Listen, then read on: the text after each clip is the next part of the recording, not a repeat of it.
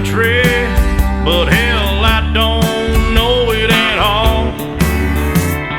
One thing that's for certain, and I think old Hank would agree, that sure don't sound like country to me.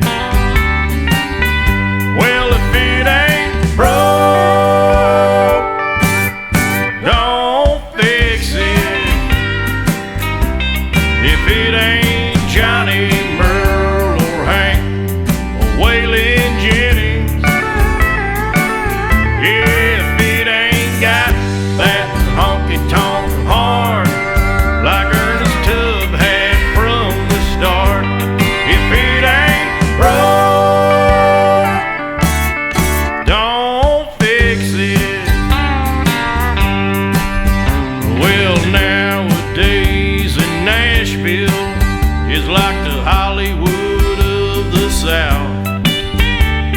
So-called country singers singing songs they know nothing about,